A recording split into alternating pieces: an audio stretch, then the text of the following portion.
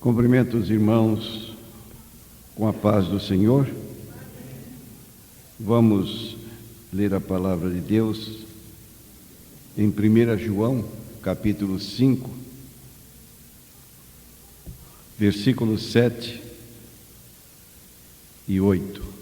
1 João 5, 7, 8.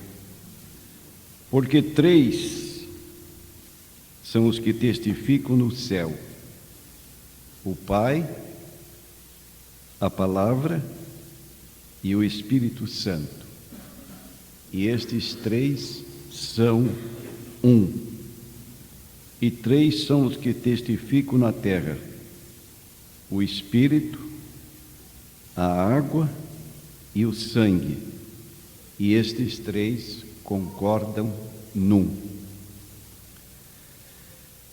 Se eu perguntasse aos irmãos que são membros da Igreja Evangélica da Paz, qual é o primeiro artigo de fé da nossa igreja? Primeiro artigo de fé da Igreja Evangélica da Paz. Esses artigos de fé foram afixados no nosso quadro por algum tempo. Ficou ali bem visível. Nós distribuímos cópias para os irmãos que pediram. Eu tenho afixado na minha Bíblia, que eu uso durante o dia, aqui na contracapa da Bíblia, aqueles itens ou artigos que constituem a nossa declaração de fé ou artigos de fé. Mas eu gostaria então que alguém respondesse. Talvez o irmão José possa nos ajudar. Talvez o nosso irmão Alberto, mais antigo, possa nos ajudar.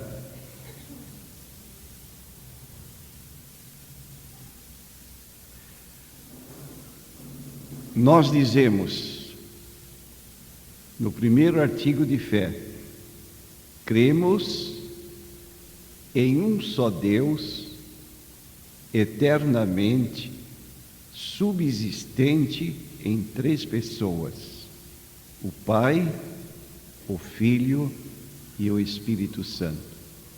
Repetindo,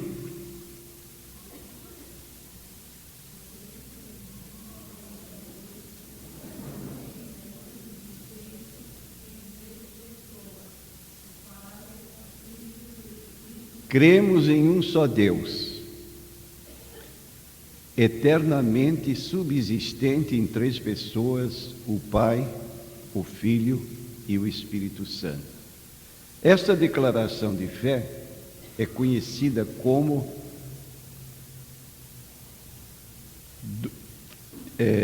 uma confissão de fé trinitária. Então você amanhã na rua, você pode sofrer uma pergunta: você crê na doutrina da Trindade? E você vai responder sim. O primeiro artigo de fé da Igreja Evangélica da Paz, da qual eu sou membro, estabelece que cremos em um só Deus, eternamente subsistente em 3 pessoas: o Pai, o Filho e o Espírito Santo.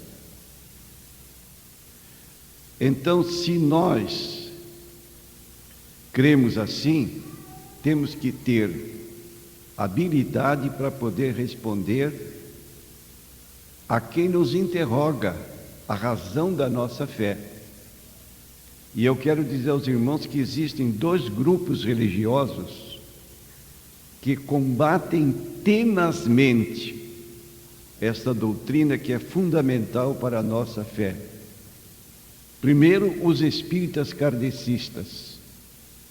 Nos seus livros doutrinários, eles ridicularizam escarnecem, zombam da doutrina da Trindade.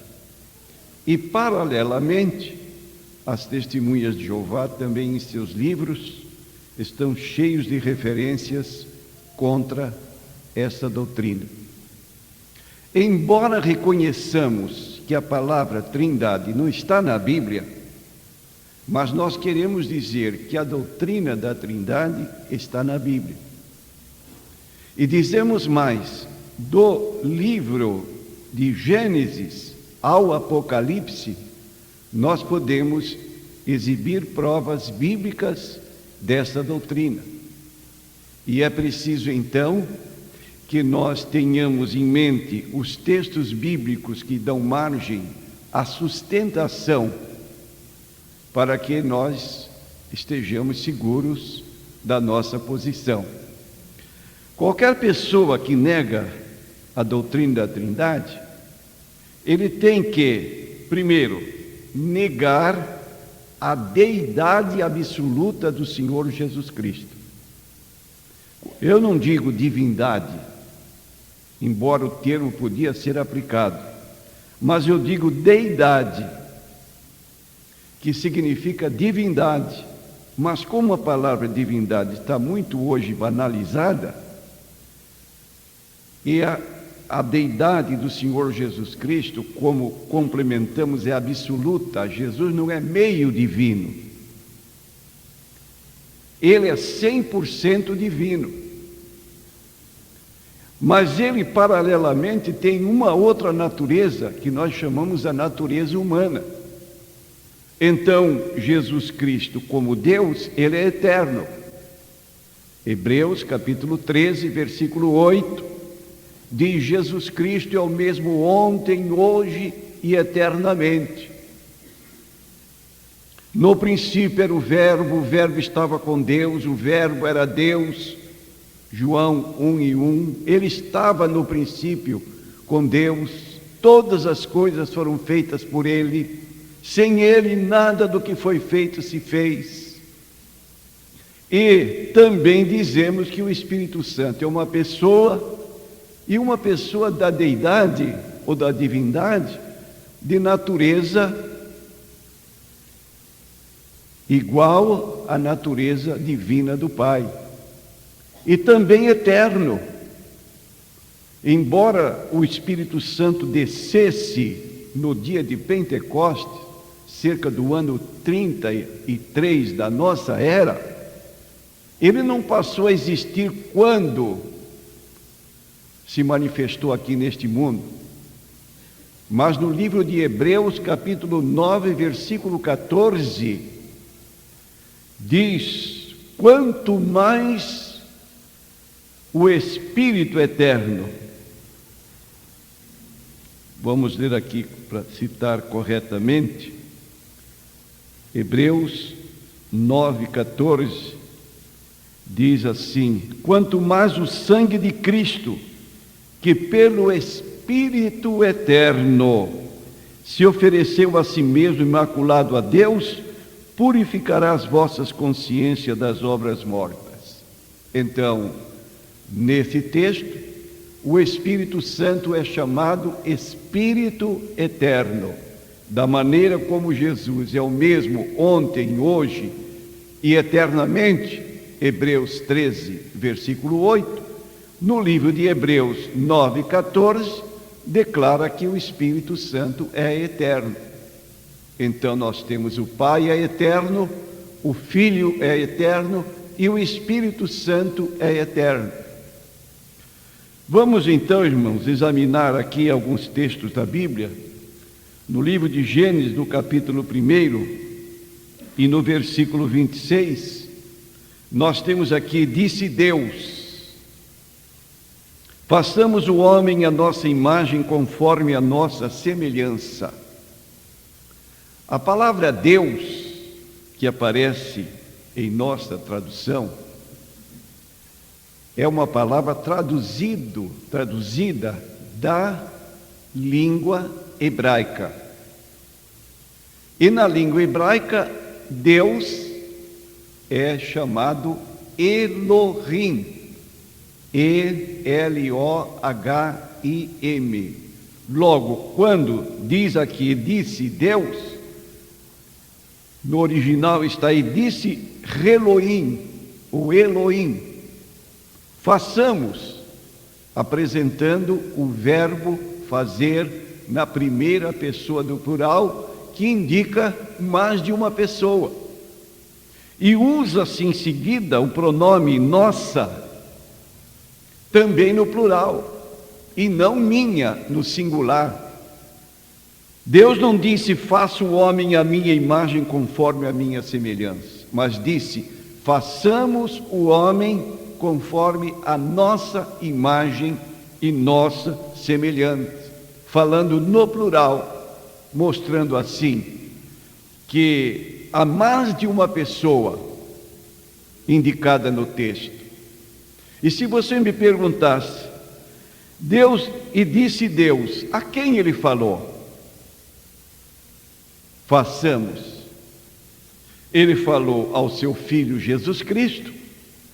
Se você consultar João, capítulo 1 e versículo 3, diz, todas as coisas foram feitas por ele, e sem ele, Jesus, nada do que foi feito se fez. Se você consultar Jó 33 e versículo 4, você encontrará, e o Espírito de Deus me fez. Então, quem criou o homem foi Deus, o Pai, o Filho e o Espírito Santo. Somos criação das mãos de Deus, que disse ao Filho e ao Espírito Santo, façamos o homem. E nós estamos então aqui como resultado da criação de Deus. Você prosseguindo no livro de Gênesis capítulo 3 e no versículo 22, você vai ler, então disse o Senhor Deus, eis que o homem é como um de nós. De novo, o pronome nós na primeira pessoa do plural. Eu, tu, ele, nós, vós, eles. Primeira pessoa do plural, indicando pluralidade de pessoas. O homem é como um de nós. Pai, Filho e Espírito Santo. Quando chegamos no livro de Isaías, nós vamos encontrar no capítulo 6 a visão que Isaías teve de Deus. E ele então, nesse capítulo 6, ele diz o seguinte: no ano em que morreu o rei Uzias, eu vi ao Senhor. Eu vi ao Senhor assentado sobre um alto e sublime trono, e o seu séquito enchia o templo. Esta palavra séquito são seres angelicais que lotavam o templo onde o trono de Deus foi visto. E diz que os serafins estavam acima dele, cada um tinha 6 asas, com 2 cobriam os seus rostos, com 2 cobriam os seus pés e com 2 voavam, e clamavam uns para os outros, dizendo, o que é que os serafins diziam? Santo, Santo, Santo. Quantas vezes? 3 vezes. Santo o Pai, o Filho e o Espírito Santo. E no versículo 8 deste capítulo 6, diz o seguinte: então disse ele, aliás, depois disto ouvi a voz do Senhor que dizia, ouvi a voz do Senhor que dizia, a quem enviarei? E quem há de ir por nós? Nós quem?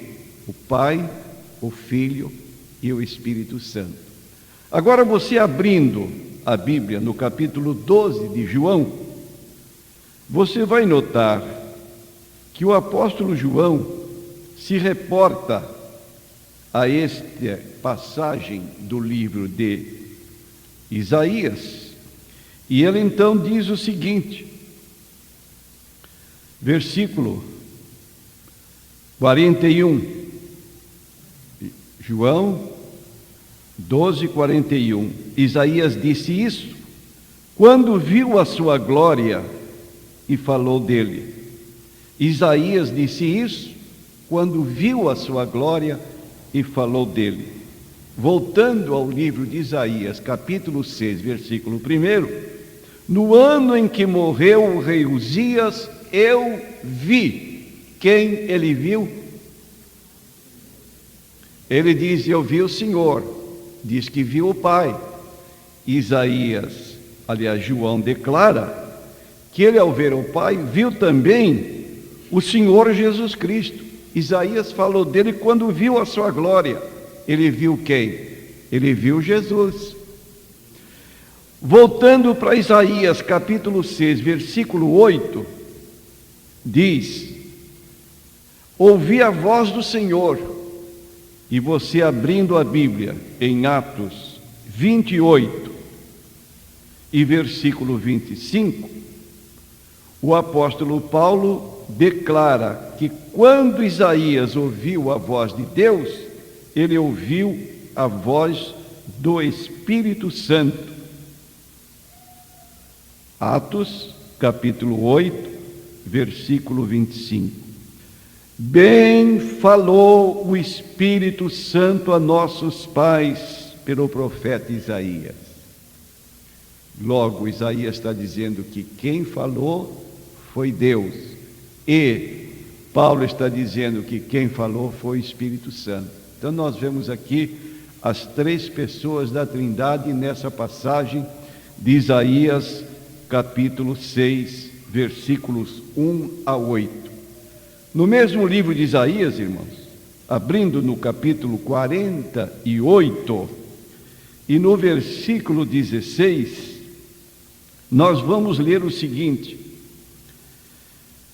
Veja bem o que diz este texto, Isaías 48 e versículo 16. Chegai-vos a mim, dizendo, não falei em segredo desde o princípio, desde o tempo em que aquilo se fez, eu estava ali. Quem está falando nesse princípio do texto de Isaías 48, 16? Repetindo, chegai-vos a mim, ouvi isto, não falei em segredo desde o princípio, desde o tempo em que isso se fez, eu estava ali. Você voltando para João, capítulo 1, versículo 2, declara que ele estava com Deus. No princípio era o verbo estava com Deus, o verbo era Deus, ele estava no princípio com Deus, ele estava ali, o Filho. Em seguida, neste capítulo 48, 16, declara, e agora o Senhor Jeová me enviou o seu Espírito. Então nós temos o Pai, Senhor Jeová, e em seguida diz que enviou o Espírito Santo.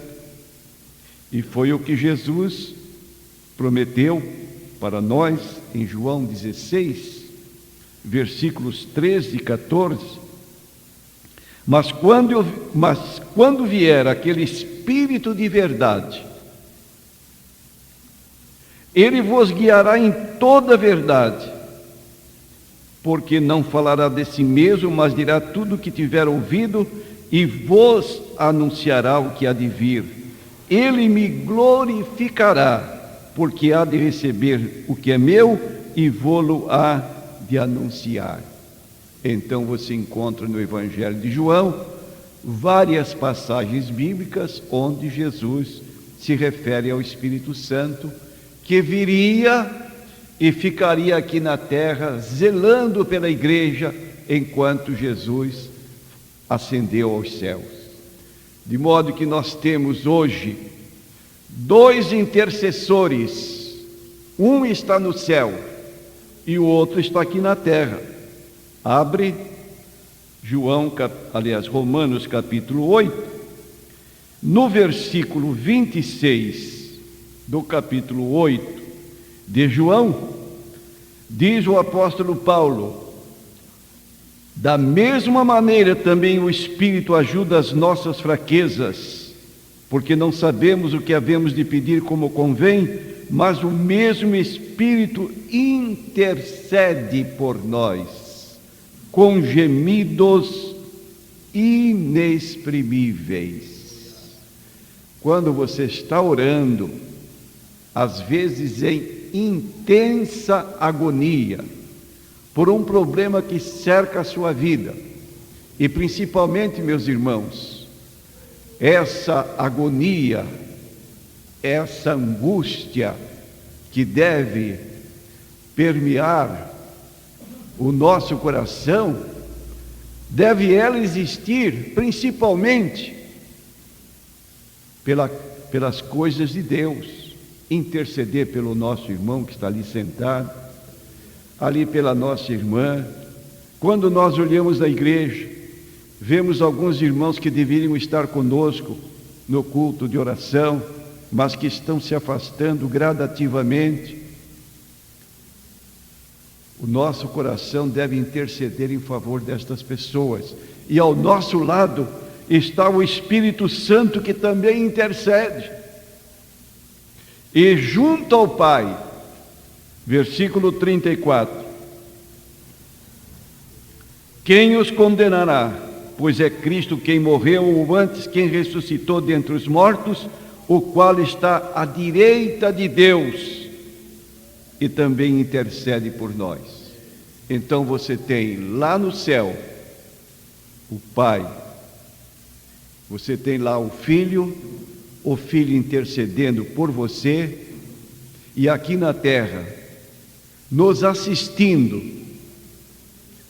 o Espírito Santo nos ajudando, intercedendo por nós com gemidos inexprimíveis, ou seja, não podemos expressar aquilo que o Espírito Santo está fazendo em nós. Então, este texto de Isaías 48 e versículo 16, não falei em segredo desde o princípio, desde o tempo em que aquilo se fez eu estava ali, agora o Senhor Jeová me enviou o seu Espírito. Quando passamos para o Novo Testamento, nós vamos encontrar no capítulo 3 de Mateus, versículos 16 e 17, o registro do batismo de Jesus. E diz então o versículo 16 desse capítulo 3 de Mateus, que Jesus, sendo batizado, ou seja, ele entrou nas águas batismais, saiu logo da água, e eis que se lhe abriram os céus, e viu o Espírito de Deus descendo como pomba e vindo sobre ele. E eis que uma voz dos céus dizia: este é o meu Filho amado, em quem me comprazo. Jesus saindo das águas, o Espírito Santo em forma corpórea de uma pomba pousando sobre ele, e do céu uma voz que dizia: este é o meu Filho amado, em quem me comprazo. Ali, no batismo de Jesus, se manifestou a Trindade. Por isso Jesus, em Mateus 28, 19, depois de ressuscitado, entregando as últimas recomendações aos seus discípulos, ele disse: ide, versículo 19 do capítulo 28, ensinai todas as nações, batizando-as em nome do Pai, e do Filho e do Espírito Santo. Então, a porta de entrada para uma pessoa se tornar membro da igreja Vou repetir: a porta de entrada para uma pessoa se tornar membro da igreja é o batismo. Um crente não deve ficar indefinidamente sem batismo. Deve anelar o batismo como o eunuco, que quando caminhava no seu carro assentado, e ao lado dele Filipe, abrindo as Escrituras, em dado momento da viagem, ele apontou talvez um lago, um rio, um riacho, e disse: eis aqui água, quem impede que eu seja batizado? Quando então Filipe respondeu: é lícito, se crês de todo o coração. Isso é fundamental, se crês de todo o coração. E ele respondeu: eu creio que Jesus é o Filho de Deus. Então ambos desceram as águas, Filipe o batizou e o eunuco continuou o seu caminho muito alegre. Mas o batismo que Jesus recomendou que fosse realizado tem uma fórmula. Fórmula são aquelas palavras que nós pronunciamos no ato do batismo. Tem uma fórmula e tem uma forma. A forma é imersão. Batismo, mergulho, submersão. Então, o batismo bíblico é por imersão. Essa é a forma de se batizar. E a fórmula que se pronuncia no ato do batismo, geralmente nós dizemos: irmão fulano de tal, você tem recebido o Senhor Jesus Cristo como seu único e suficiente Salvador e Senhor? Veja bem, irmão, Salvador e Senhor. A pessoa responde, o batizando responde: sim. Você promete seguir a Jesus Cristo durante todos os dias da sua vida? De novo, o batizando responde: sim. De acordo com a tua confissão, Romanos 10, 9 e 10, de confessares a Cristo com os teus lábios, e a pessoa confessou, de acordo com a tua confissão e o mandamento do Senhor Jesus Cristo, eu te batizo em nome do Pai, e do Filho, e do Espírito Santo. Logo, esta pessoa, então, é imersa, depois se levanta, e ela se torna membro da igreja por este ato, que nós chamamos o batismo, dentro da fórmula trinitária, de acordo com a palavra do Senhor Jesus Cristo, em Mateus 28, versículo 19. Ora, irmãos, se uma pessoa é batizada em nome da Trindade, como é que essa pessoa forma um grupo religioso que nega a doutrina? Se nós dizemos que em nome do Pai significa que reconhecemos a deidade absoluta do Pai, se nós dizemos em nome do Filho, reconhecemos a deidade absoluta do Senhor Jesus, quando nós dizemos em nome do Espírito Santo, por que eu vou admitir que se trata de uma força impessoal ou de uma força ativa? Eu tenho que reconhecer da maneira como reconheci quando pronunciei em nome do Pai, reconheci a identidade pessoal do Pai. Quando disse em nome do Filho, reconheci a identidade pessoal do Filho. Quando digo em nome do Espírito Santo, porque eu reconheço também que o Espírito Santo é uma pessoa. Então é a porta de entrada. E concluindo, frequentemente os irmãos têm notado que nos términos dos nossos cultos, nós fazemos a citação de uma parte bíblica que é chamada a bênção apostólica. Repetindo, nós pronunciamos o que denominamos de bênção apostólica. A graça do Senhor Jesus Cristo, o amor de Deus e a comunhão do Espírito Santo seja com vós todos. 2 Coríntios 13, versículo 13. Então os crentes vão abençoados para as suas casas, porque receberam a bênção apostólica que Paulo dá quando termina sua segunda carta aos Coríntios. A graça do Senhor Jesus Cristo, o amor de Deus e a comunhão do Espírito Santo seja com vós todos. E a igreja diz: amém. Que Deus nos abençoe.